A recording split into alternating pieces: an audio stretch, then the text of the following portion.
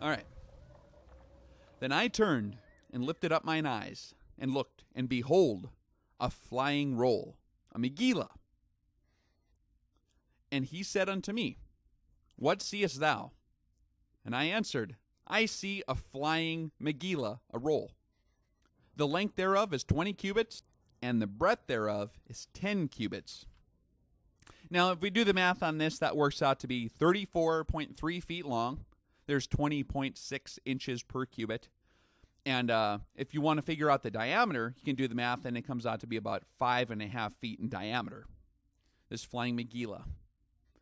So Zecharia sees this flying roll, 34 feet long, 5.5 feet wide. Basically a single cylinder, as opposed to a scroll with two rolls rolled up together. A Megillah can also have various writing and markings on the sides of it, okay? All right, let's read on.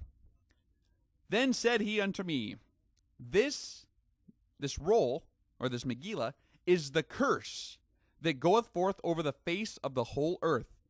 For everyone that stealeth shall be cut off, as on this side according to it, and everyone that sweareth shall be cut off, as on that side according to it.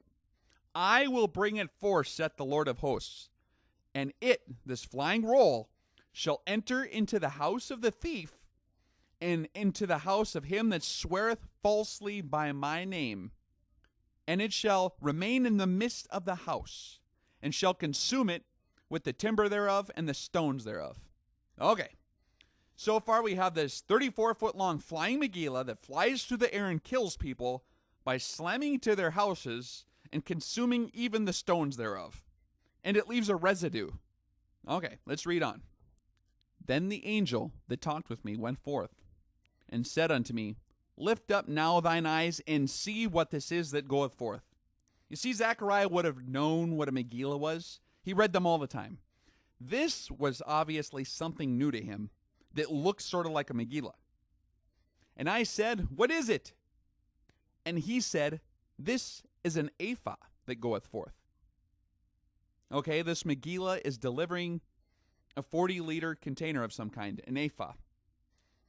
He said, Moreover, this is their resemblance through all the earth. So there's more than just one of these. According to this is how they look throughout the entire earth. Okay? This is where it starts getting really, really interesting. And behold, there was lifted up a talent of lead. And this talent of lead that was lifted up is an Isha, not a woman, but a fire offering that sits in the midst of the ephah, the 40-liter container. So, in the original Hebrew here is an Isha, a fire offering, that is a round, heavy weight of metal, translated back in 1611 as lead, that sits in the midst of a 40-liter container. That's weird. Okay, let's read on a little more. And he said, This is wickedness. And he cast it into the midst of the ephah, and he cast the weight of lead upon the mouth thereof. Okay, now this is getting scary. Zecharia is detailing the detonation of the atomic trigger of a thermonuclear warhead. In the Hiroshima fission bomb, you had two subcritical masses of fissile material that were imploded into each other using conventional explosives, which triggered a nuclear reaction. Okay, a plutonium bullet was cast into the mouth thereof of a larger mass of U-235 using TNT to achieve critical mass.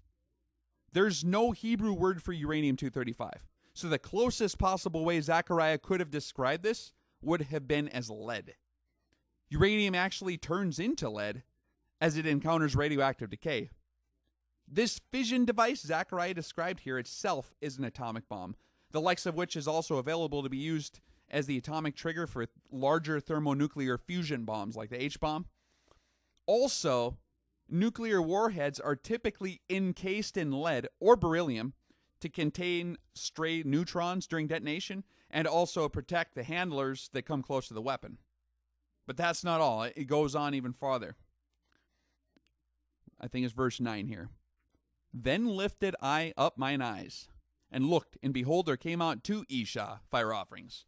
And the wind was in their wings, for they had the wings like the wings of a stork. You ever see a stork flying? Kind of, they got that long, stretched out body. And they lifted up the ephah between the earth and the heaven. So we have these flying rolls, or Megillas, which are carrying up into what we call the upper atmosphere, these 40-liter containers loaded with round weights of heavy metal, which are themselves wicked fire offerings, which are going to go and kill people and consume even the stones of their houses, and then leave this residue behind on top of it. If this is in fact what he saw 2,500 years ago, there is no possible way to say it more clearly in his Hebrew language. There's no way you can say that more clearly. He just described the entire mechanism of the whole device. So who is the one that's getting judged by these flying rolls, whatever they are? Then I said to the angel that talked with me, whither do these bear the ephah? And he said unto me, to build it a house in the land of Shinar, and it shall be established, and set there upon her own base. All right. To build, that's to establish, to cause, to continue. It a house, that's actually in the Hebrew, if you look it up, that is kind of talking like it can be a house of Sheol, or a house of hell.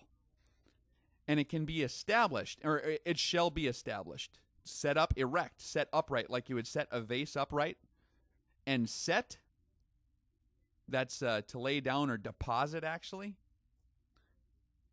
There upon her own base. Resting place, base. So basically what this is saying is this ephah, when it arrives to wherever it's going, its destination, it deposits the wicked fire offering there.